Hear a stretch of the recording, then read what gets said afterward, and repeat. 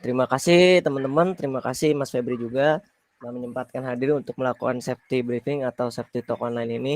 Seperti yang tadi dijelaskan oleh Mas Febri ya, berarti yang scope dari pekerjaan yang atau safety briefing yang akan disampaikan oleh mungkin dari Mas Febri atau Mas Ilman nanti adalah scope yang berkaitan dengan unsafe action atau unsafe condition yang terjadi di ruang kantor ya. Lebih tepatnya mungkin dari segi ergonomi kantor itu masuk dalam cakupan safety yang berada di ruangan atau keselamatan dan kesehatan kerja yang berada di lingkungan kantor. Mungkin itu dari saya. Mungkin saya kembalikan ke Mas Febri untuk melanjutkan safety briefing online hari ini. Terima kasih Mas Febri. Terima kasih Mas Hakim. Selamat pagi Mas Hakim, Mas Ilman, Mas Fadil ya, Mas Rizky, Mbak Nindi, Mas Haikal, Mas Jeffrey. Saya buka ya. Bismillahirrahmanirrahim. Assalamualaikum warahmatullahi wabarakatuh. Waalaikumsalam warahmatullahi wabarakatuh. Waalaikumsalam warahmatullahi wabarakatuh. Semangat pagi, pagi, pagi, pagi. Pagi, pagi, Pagi, pagi, pagi. Baik, terima kasih atensi teman-teman semuanya. Pada kesempatan di pagi hari ini, insya Allah barokah. Nah, kita akan mengadakan safety talk terkait dengan keselamatan kerja. Dan walaupun kita saat ini lebih banyak di depan laptop, namun tidak berarti mengurangi atau menghilangkan resiko yang ada di setiap pekerjaan kita. Nah, beberapa resiko yang mungkin terjadi ya, dan beberapa yang terjadi adalah akses kita mulai dari rumah ke kantor, baik dalam kondisi berkendara pribadi atau naik kendaraan umum, tetap memperhatikan terkait dengan keselamatan kita, mulai dari penggunaan motor yang kondisinya prima, mobil kondisinya prima, atau saat ini menjaga jarak dengan interaksi dengan orang lain, kemudian pastikan bahwa kondisi tubuh kita sehat agar setiap perjalanan kita aman dan lancar.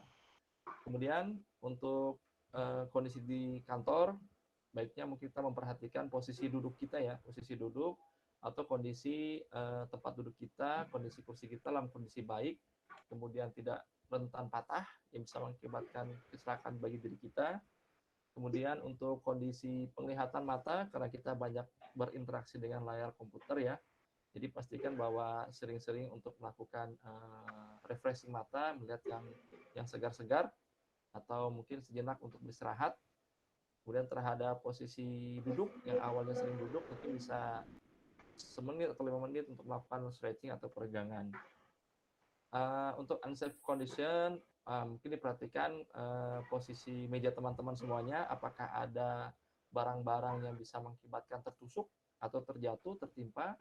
Kemudian pastikan juga bahwa kita unsafe action-nya itu seperti perhatikan bahwa penempatan posisi minum kita agar ditempatkan aman dari stop kontak kabel listrik yang bisa menyebabkan konslet, dan juga mungkin diperhatikan bahwa kondisi laptop kita dalam kondisi prima.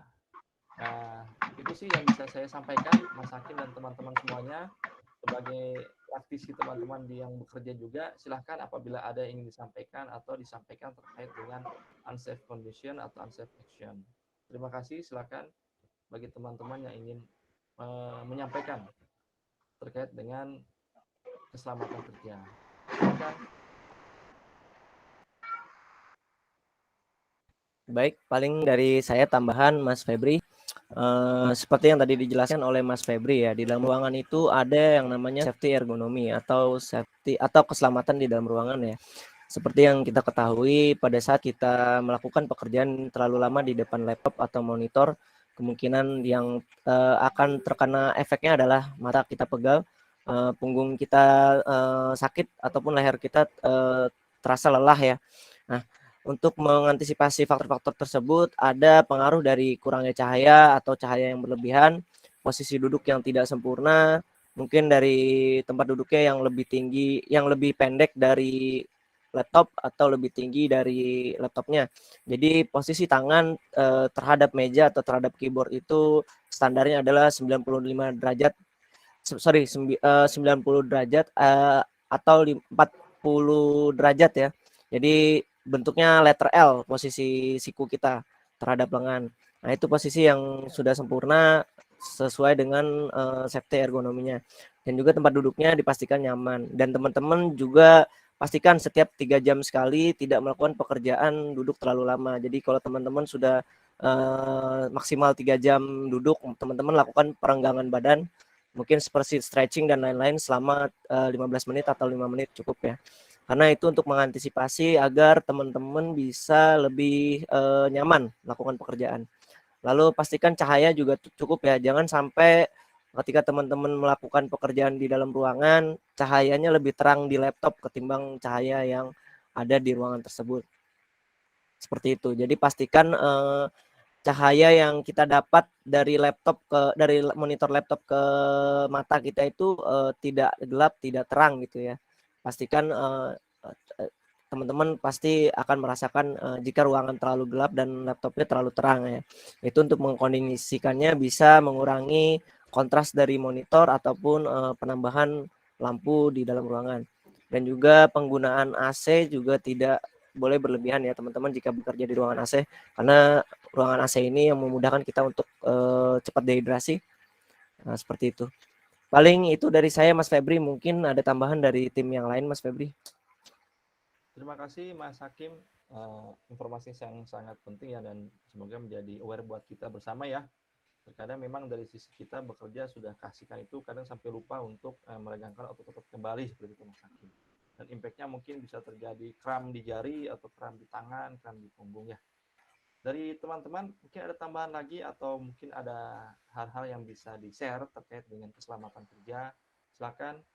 Dari Mak Nindi silakan, Mas Fadil, Mas Haikal, Mas Jeffrey, Mas Rizky silakan.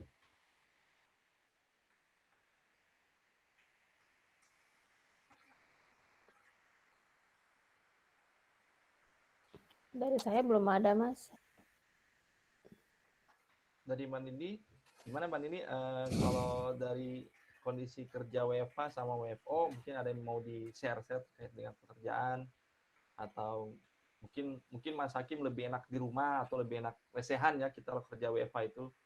Mungkin apa ya, kelebihan lesehan, nyandar, atau kelebihan di kursi, kan bisa di-share di sini.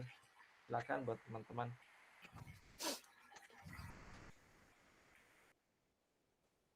Dari Mas Haikal, tadi kayaknya mau ngomong tadi Mas Haikal, silakan Mas Haikal. Tadi udah sempat stretching tadi dilihat.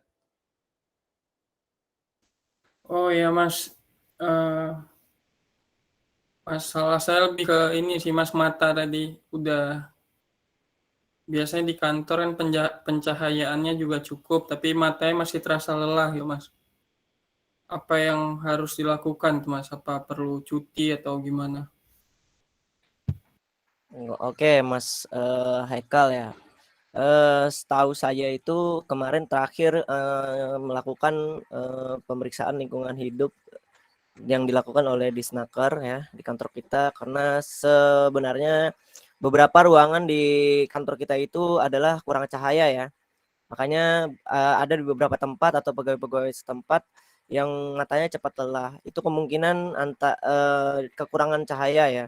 Karena memang luxmeter atau pencahayaan di dalam ruangan yang standar adalah sebesar 300. Kemarin kalau nggak salah di Gandul juga ada, itu tidak sampai 300 ya. Dia hanya mencapai 120 ataupun 200 lux saja. Di ikon Cawang pun juga sama ya. Ruangan yang segitu besar, lampu yang segitu banyak aja tidak mencapai sampai 300 lux meter ya. Jadi kebanyakan di kantor kita itu pencahayaannya masih kurang ya. Walaupun hanya di beberapa kantor ya itu tidak mencapai dengan 300 lux atau lebih ya. Masih di bawah 300 lux. Mungkin beberapa yang sudah mencapai 300 lux itu ada di Gandul ya waktu itu, kalau nggak salah di ruang lantai 1 ya, saya lupa di ruang apa namanya, di situ sudah mencapai 300 lux ya.